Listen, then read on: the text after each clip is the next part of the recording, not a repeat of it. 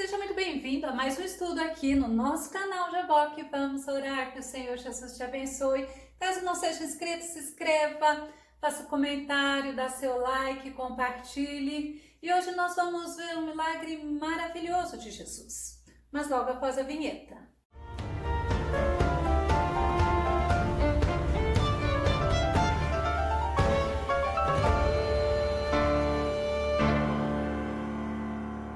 Esse milagre maravilhoso que o Senhor Jesus fez foi uma ilustração do que ele faria por nós lá na cruz do Calvário. Vamos ao tema de hoje? O preço foi pago, glória a Deus, mas não foi com dinheiro, glória a Jesus. Nosso texto base está em Mateus, capítulo 17, verso 27, que diz assim: Entretanto, para que não os escandalizemos, vai ao mar, lança o anzol e o primeiro peixe que fisgar, tira-o, e abrindo-lhe a boca, acharás um estáter.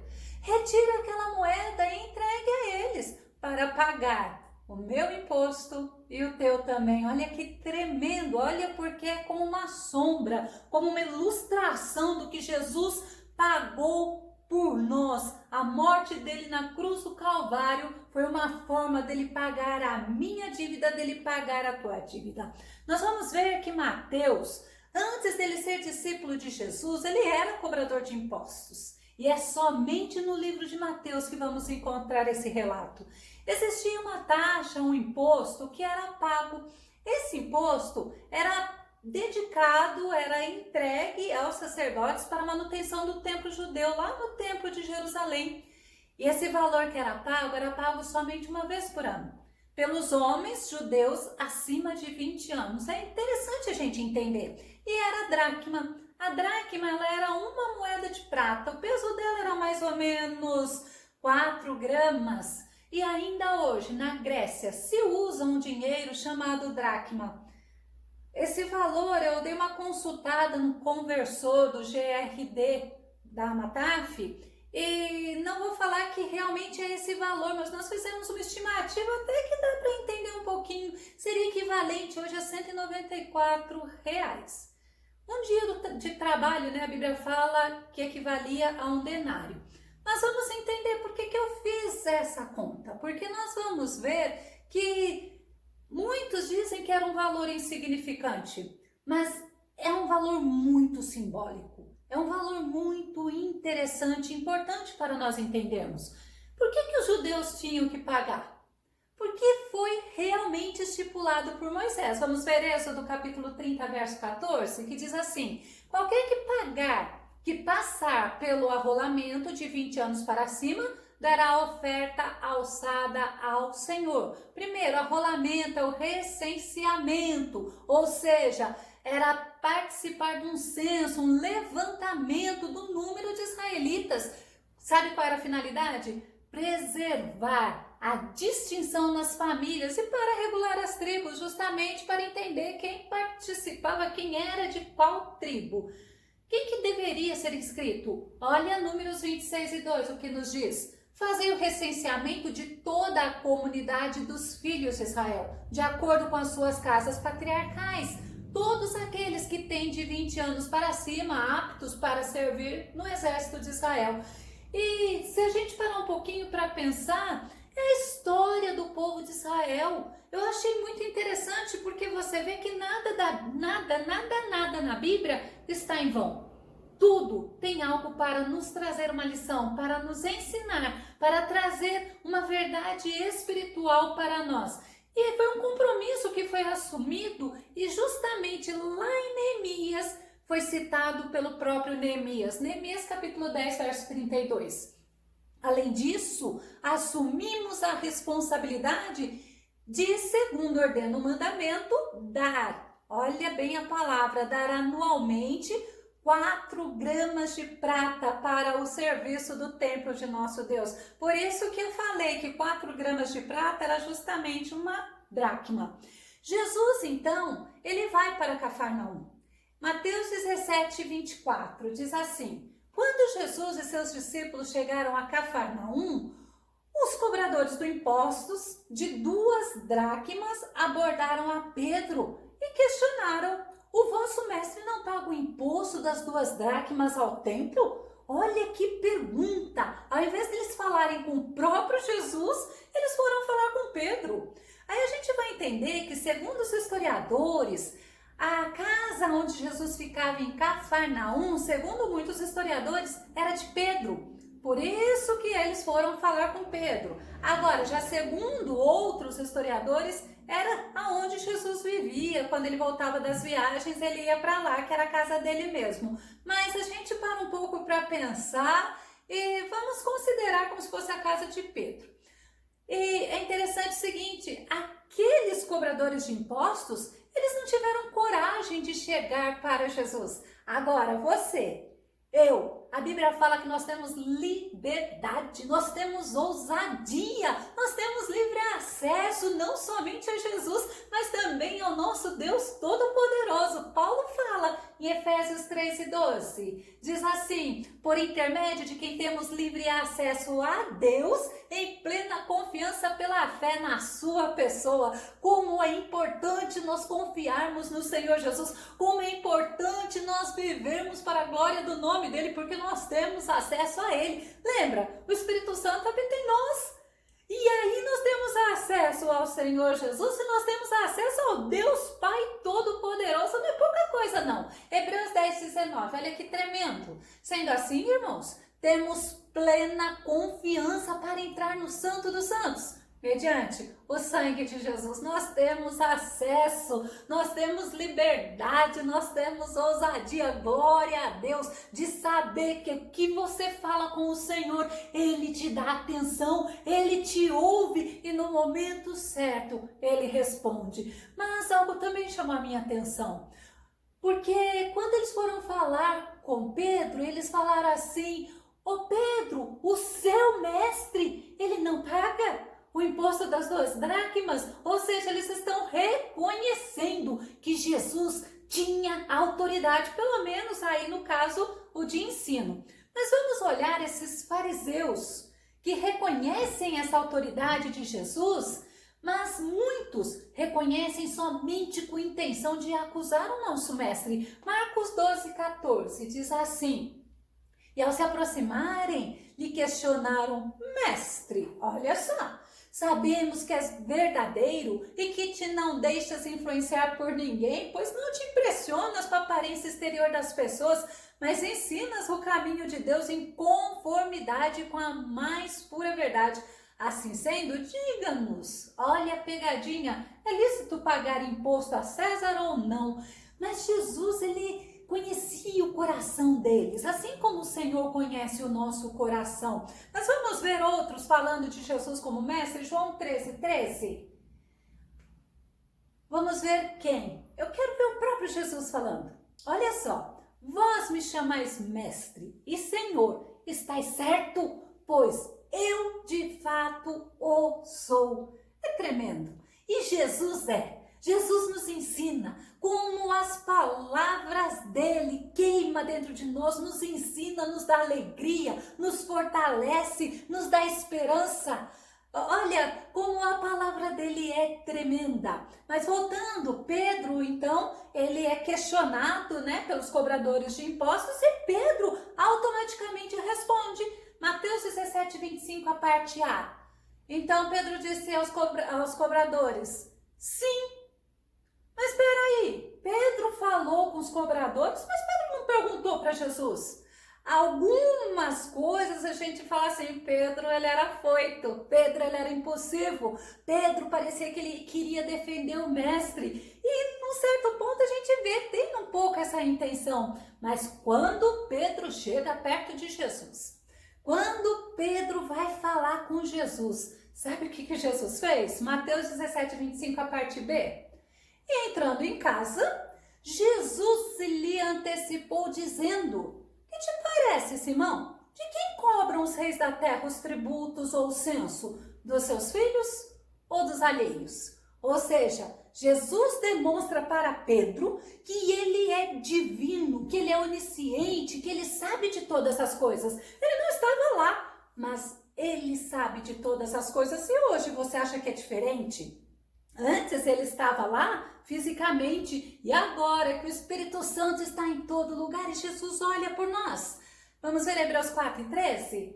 Fala assim: nada em toda a criação está oculto aos olhos de Deus. Tudo está descoberto e exposto diante dos olhos daquele a quem havemos de prestar contas. Está tudo nu, claro, diante dos olhos do nosso Deus Todo-Poderoso. Glória a Deus. Não existe armadilha, nada oculto que Deus não saiba, que Jesus não sabe de quantas coisas o Senhor nos livra, não é verdade? Olha o que Jesus pergunta a Pedro. Mateus 17:25b, para a gente entender mais um pouquinho. De quem cobram os reis da terra? Os tributos ou o censo? Dos filhos ou dos alheios? A gente para um pouco para pensar, filhos ou alheios? Como assim? Alheios é estranhos, alheios é justamente dos outros, daquele que não é da sua família. Mas quando Jesus fala isso, Jesus fala de quem cobra? É dos filhos? Não, rei nenhum cobra a taxa dos seus filhos, vai cobrar dos outros.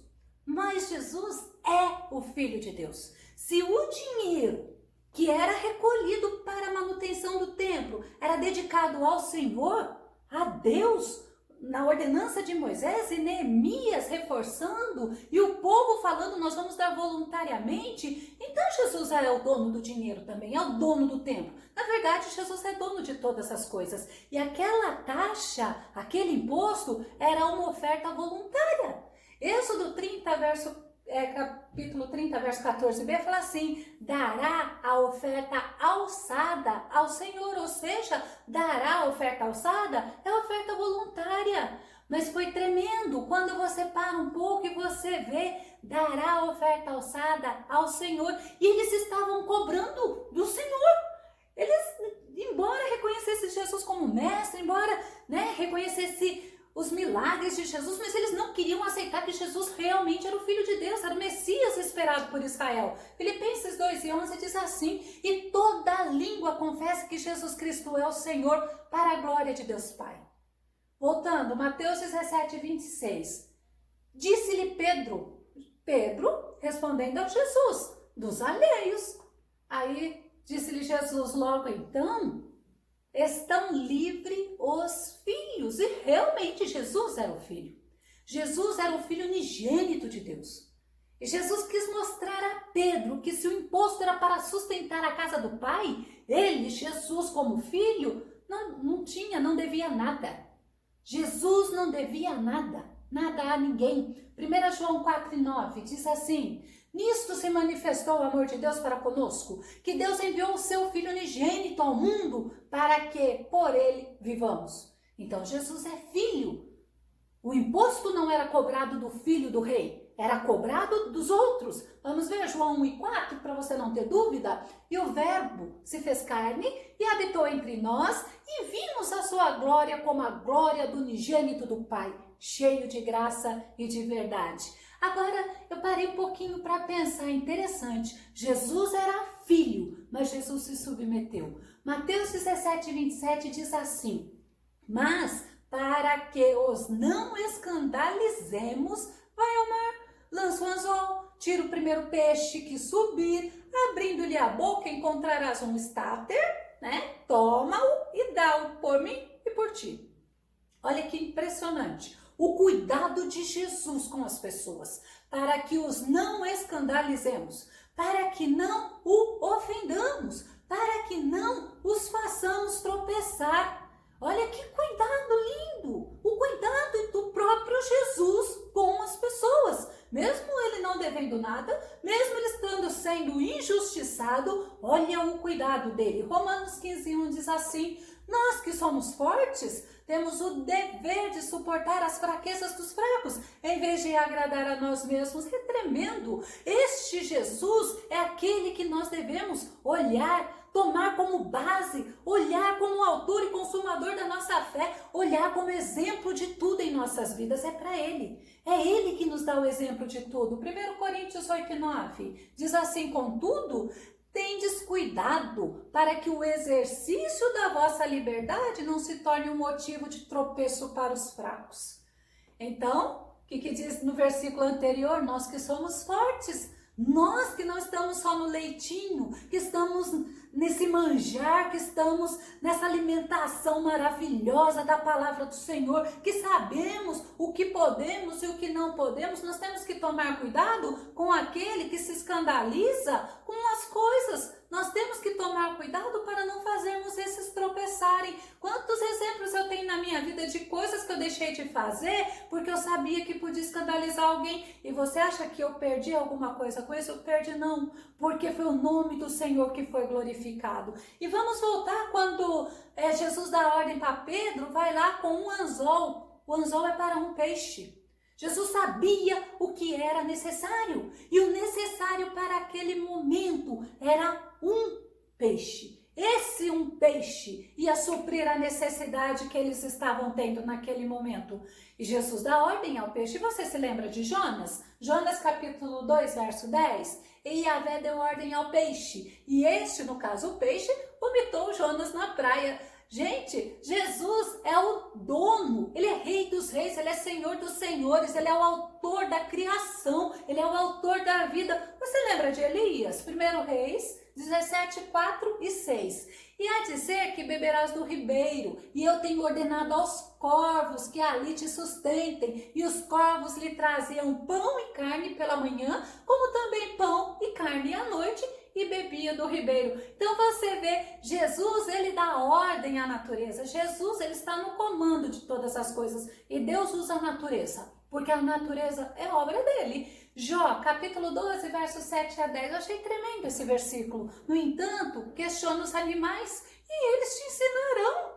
Lembra lá da jumenta que falou com aquele profeta? Então, pergunta aos animais e eles te ensinarão. Pergunta às aves do céu e elas te esclarecerão.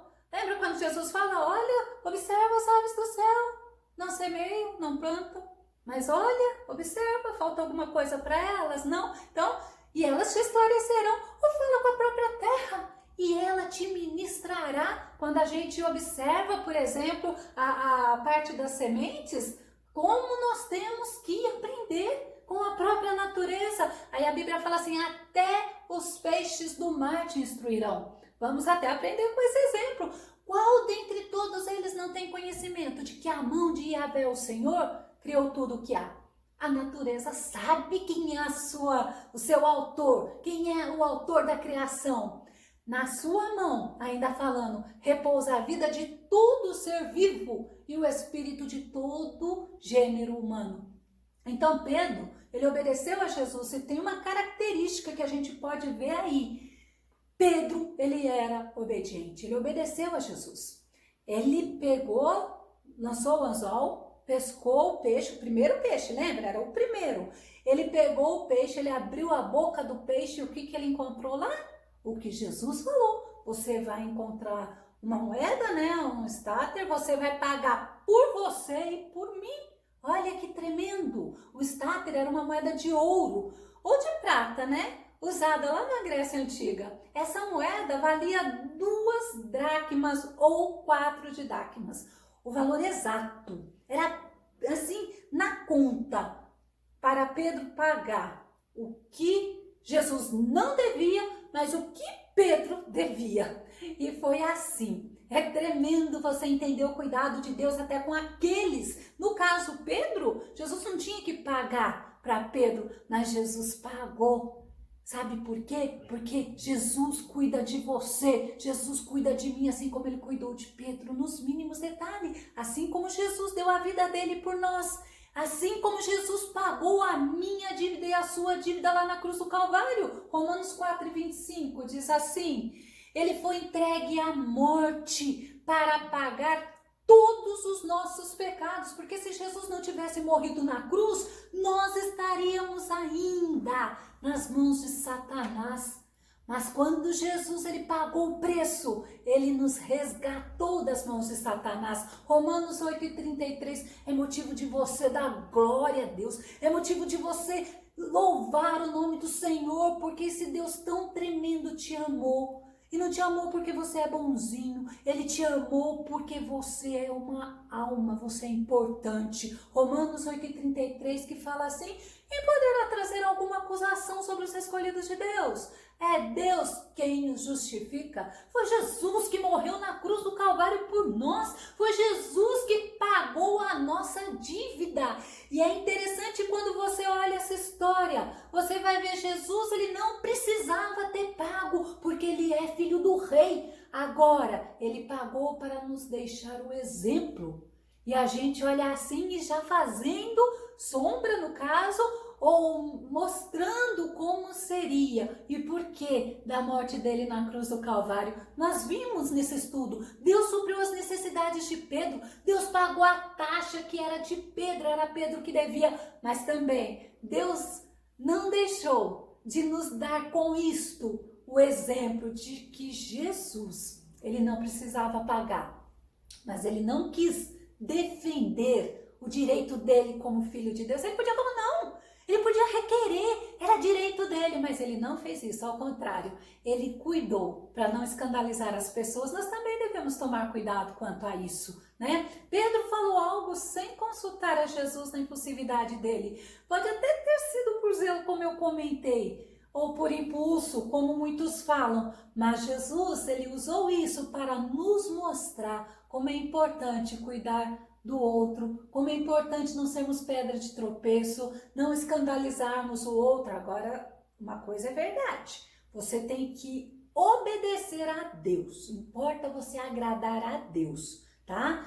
E ele nos deixa esse exemplo, né? Mostra como a natureza, a própria natureza ouve a voz, porque a hora que Pedro lançou o anzol, o peixe veio com a moeda dentro da boca, né? Então a natureza ouve o Senhor, a natureza serve o Senhor, mas também mostrou justamente esse simbolismo. Assim como a dívida de Pedro foi paga, a tua dívida, a minha dívida foi paga mais tarde por Jesus lá na cruz do Calvário, que você possa valorizar, que você possa aprender, que você possa querer mais e mais desse Deus tão tremendo, que te ama tanto. E olha, é um Deus que provê todas as necessidades do ser humano. Jesus te abençoe, fique com Deus, até o nosso próximo estudo aqui no nosso canal. Jaboque, vamos orar, Deus te abençoe.